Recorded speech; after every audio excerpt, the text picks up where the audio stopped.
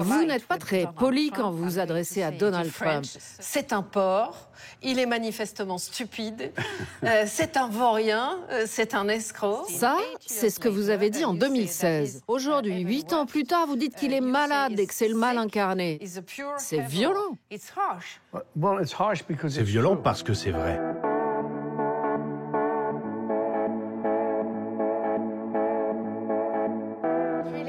C'est un immense honneur de vous recevoir dans Envoyé spécial. On va parler politique donc. D'ailleurs, ça fait quelques jours que notre équipe est aux États-Unis et c'est assez difficile d'entendre parler d'autre chose que de l'élection présidentielle. Ça vous inquiète ce qui se passe dans votre pays? Oui, ça inquiète tout le monde ici. C'est terrible. Si par malheur Trump devient président, il va faire ce qu'il a promis. Il va autoriser ses équipes à prendre le contrôle de tout. Il va les autoriser à s'en prendre à des personnes qu'ils avaient repérées. Son entourage va lui dire « Tiens, lui, il a fait ça, on devrait le stopper. » Et dira « Oui, allez-y. » Il me fait penser au Parrain que je jouais dans Les Affranchis.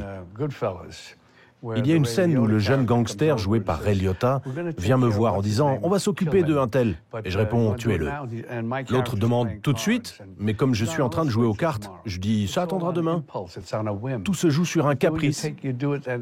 Il n'y a pas de structure, tout se fait dans le chaos et la folie.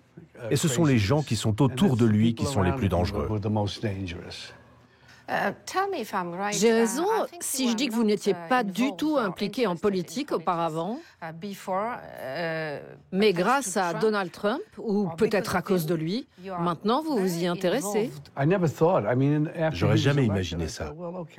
Quand il est devenu président, je me suis dit, laissons-lui le bénéfice du doute. Peut-être qu'il va se révéler à la hauteur. Et ça n'a pas été le cas. Et aujourd'hui, il est pire que jamais. On dirait qu'il essaye d'être le meilleur dans le pire.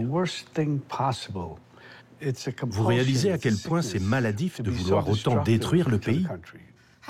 Mais attendez, il y a beaucoup d'Américains qui votent pour lui. Oui, et ce sont des gens très bien. Beaucoup sont en colère à propos de plein de choses de façon très légitime. Mais je pense que souvent, ils voient Trump un peu comme un membre de la famille, quelqu'un qu'on aime ou qu'on tolère, qui peut même être un peu charmant parfois. Mais Trump, ce n'est pas l'oncle un peu excentrique de la famille, c'est quelqu'un de dangereux, à l'esprit mauvais, c'est quelqu'un qui veut faire du mal aux autres. Je n'aime pas dire de qui que ce soit que c'est quelqu'un de mauvais. Il y a toujours une explication, des raisons. Mais pour Trump, je pense sincèrement qu'il est mauvais. C'est pas en train de tourner à l'obsession pour vous? Non, ma seule obsession, c'est que tout ça s'arrête. À mon âge, là où j'en suis aujourd'hui, je n'ai vraiment aucune envie de m'occuper de ça. Il n'y a vraiment rien à retenir dans les idées ou le programme de Donald Trump? Rien de rien? Pardon, mais pour moi, la question n'est pas de savoir ce qu'il a l'intention de faire. La question, le problème, c'est qui il est. Il s'en fiche de ce qu'il va faire. Tout ce qu'il veut, c'est être le boss, donner des ordres. Il n'y a rien de bon en lui, rien. On vient quelques mois en arrière, si vous voulez bien. On est en avril-mai, quand Donald Trump était devant un tribunal à quelques pâtés de maison d'ici, d'ailleurs. Il était devant la justice pour l'affaire Stormy Daniels. Je vais résumer l'affaire pour nos téléspectateurs. Trump était accusé d'avoir acheté le silence d'une ancienne star du porno quelques semaines avant son élection en 2016. Pendant le procès, vous êtes allé devant le tribunal pour donner une conférence de presse. J'adore cette ville. Je ne veux pas qu'elle soit détruite. Donald Trump, lui, il veut la détruire. Et pas seulement cette ville, mais aussi tout le pays et peut-être même le monde entier. Non mais vraiment, vous les entendez? C'est quand même dingue. C'est dingue. Vous pouvez dire merci à Donald Trump pour avoir créé ça. C'est lui qui devrait leur dire d'arrêter. Pourquoi est-ce que vous avez fait ça? Parce que c'est quelque chose qui m'a été demandé. Par l'équipe de Joe Biden? Oui. Et j'ai dit OK, je vais le faire. Et il y avait beaucoup de partisans de Donald Trump. Oui, ils étaient tous habillés pareil. Mais je l'ai fait. Pourquoi je l'aurais pas fait d'ailleurs? Moi, je viens de ce quartier. Et ce gars nous fait honte. Il fait honte à mon pays. Il nous fait passer pour des idiots. Plein de gens sont venus me dire « Merci beaucoup ». Je leur ai dit « J'espère que ça sert à quelque chose ». Ils m'ont dit « Oui, oui ».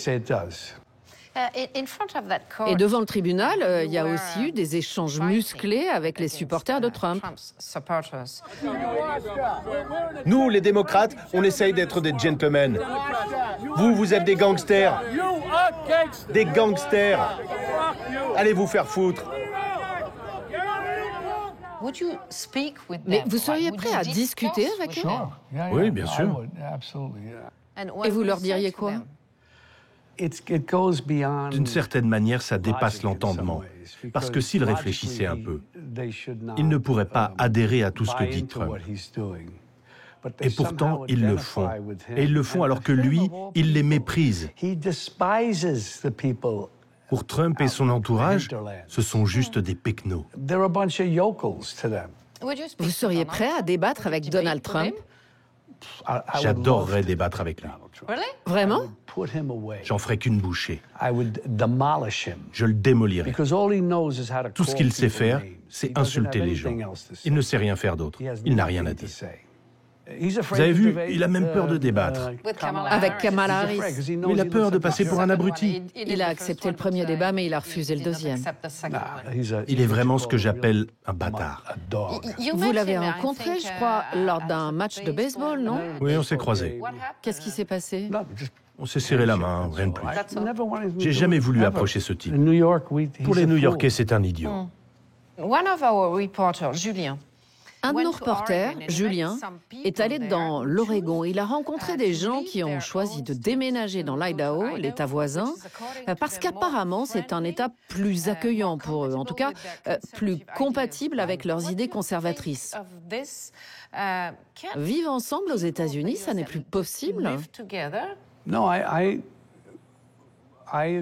Évidemment que les gens devraient vivre ensemble, malgré leurs différences.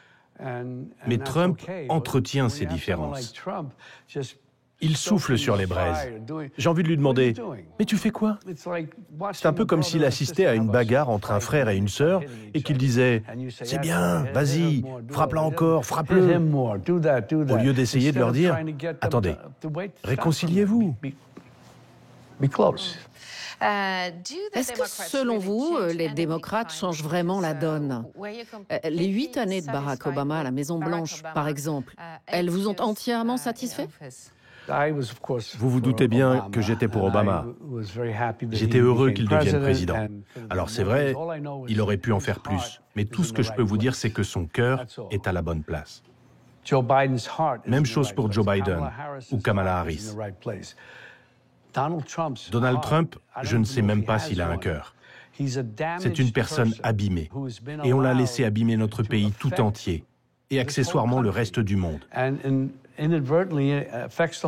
C'est effrayant. En 2018, vous avez reçu un courrier piégé. Oui, c'est vrai. Comme Barack Obama, comme Hillary Clinton. Vous n'avez pas peur de devenir une cible? Oui, mais j'ai une responsabilité et je ne suis pas le seul. On ne peut pas rester sans rien faire. On sait très bien ce qui s'est passé en Allemagne et dans toute l'Europe, en Union soviétique. À chaque fois, tout est parti d'un gouvernement fasciste ou autoritaire. Vous utilisez le mot fascisme? Oui. Vraiment? Vraiment? Oui, c'est du fascisme. À la sauce américaine, mais c'est du fascisme.